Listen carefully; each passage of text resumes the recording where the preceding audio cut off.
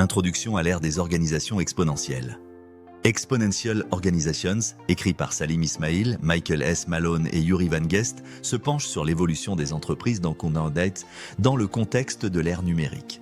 Il explore comment certaines entreprises se développent à un rythme exponentiel, bien au-delà des capacités traditionnelles des organisations classiques. Ce phénomène est alimenté par l'utilisation stratégique de technologies de rupture et une approche radicalement différente de la gestion et de l'innovation. Dans le monde moderne, les technologies numériques, telles que l'intelligence artificielle, la blockchain, l'Internet des objets, IoT et l'automatisation, transforment rapidement la manière dont les entreprises fonctionnent. Cependant, seules certaines entreprises parviennent à tirer pleinement parti de ces technologies pour se développer à un rythme exponentiel.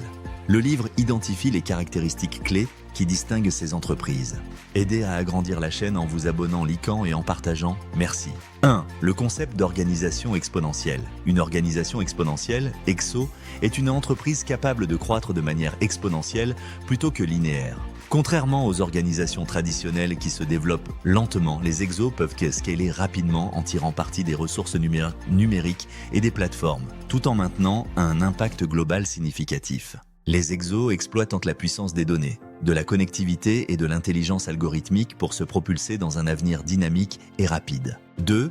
Les 10 caractéristiques clés des exos, c'est le livre, présentent 10 caractéristiques fondamentales qui permettent à ces entreprises de réussir là où d'autres échouent.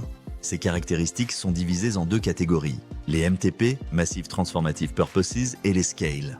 MTP, Massive Transformative Purpose. Les exos ont une vision audacieuse et inspirante, un objectif profond qui sert de moteur à la mission de l'entreprise. Cet objectif est suffisamment large pour susciter une grande adhésion et mobiliser des ressources extérieures. L'exemple phare est celui de Google, qui ne se contente pas de vouloir organiser les informations du monde, mais vise à rendre ces informations accessibles à l'échelle mondiale. Scale est l'acronyme. Scale décrit les 5 caractéristiques suivantes qui permettent à ces organisations de croître rapidement et efficacement. S pour staff en demande, personnel à la demande.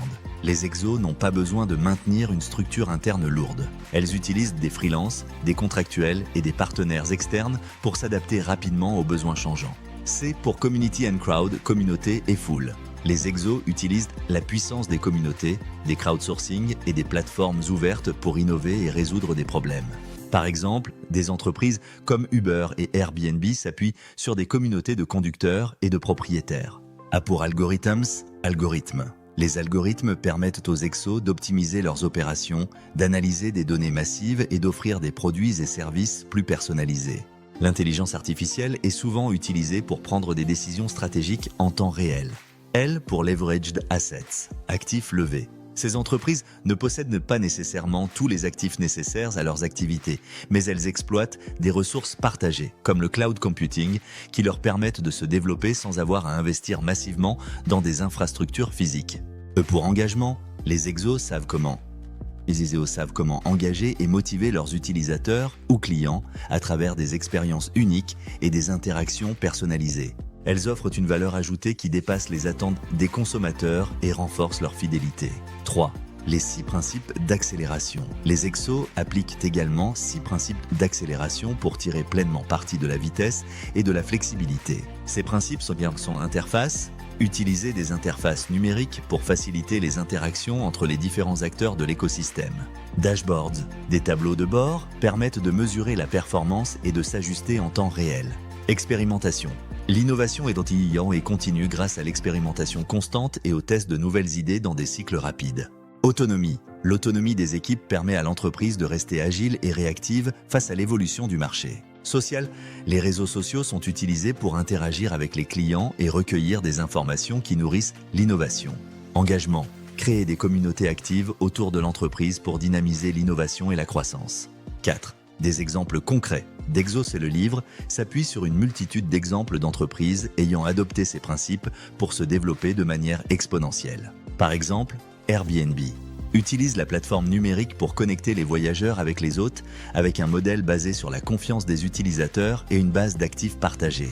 Uber dépend d'une main-d'œuvre décentralisée, de la mise en relation entre conducteurs et passagers via une application et d'algorithmes pour optimiser les trajets.